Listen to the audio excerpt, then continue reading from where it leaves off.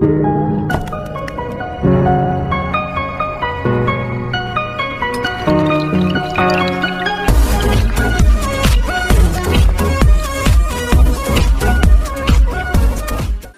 विशेष की सीरीज में आज हम कुछ इम्पोर्टेंट टॉपिक डिस्कस करेंगे। इन टॉपिक से related question UPSC, MPPSC, UPPCS, BPSC इत्यादि में पूछे जा सकते हैं, इसलिए इन्हें ध्यान से सुने।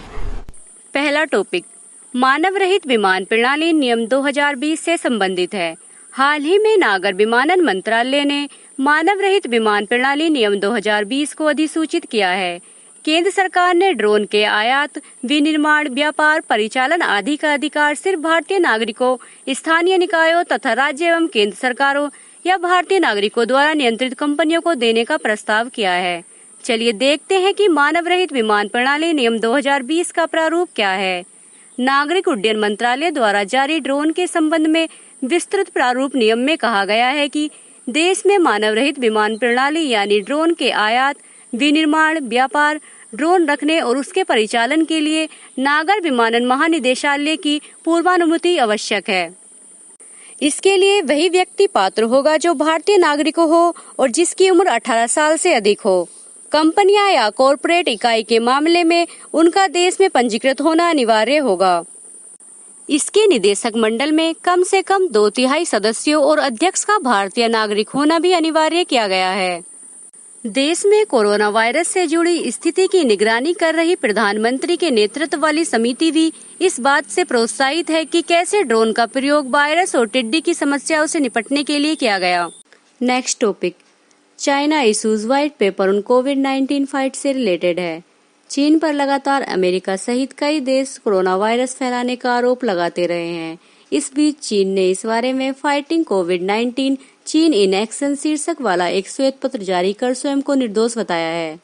चीन का कहना है कि विषाणु संक्रमण का पहला मामला वुहान में 27 दिसंबर को सामने आया था, जबकि विषाणु जनित निमोनिया और मानव से मानव में संक्रमण फैलने के बारे में 19 जनवरी को पता चला, जिसके बाद इस पर अंकुश लगाने के लिए इसने त्वरित कार्रवाई शुरू कर दी। श्वेत पत्र के अनुसार वुहान में 27 दिसंबर 2019 को एक अस्पताल द्वारा कोरोना वायरस की पहचान किए जाने के बाद स्थानीय सरकार ने स्थिति को देखने के लिए विशेषज्ञों की मदद ली। श्वेत पत्र में कहा गया है कि निष्कर्षतः यह था कि ये विषाणु जनित निमोनिया के मामले थे। श्वेत पत्र में कहा गया कि राष्ट्रीय स्वास्थ्य आयोग द्वारा गठित एक उच्च स्तरीय विशेषज्ञ टीम ने 19 जनवरी को पहली बार पुष्टि की कि विषाणु मानव से मानव में फैल सकता है। आपको बता दें कि चीन को कोरोना वायरस के मामले में पूरे विश्व में प्रबल विरोध का सामना करना पड़ रहा है। उसे कोरोना साजिश का प्रमुख सूत्रधार माना जा रहा है। अमेरिका और यूरोप के प्रमुख देश चीन पर साजिश और मुआवजे दोनों का दावा डाल रहे हैं।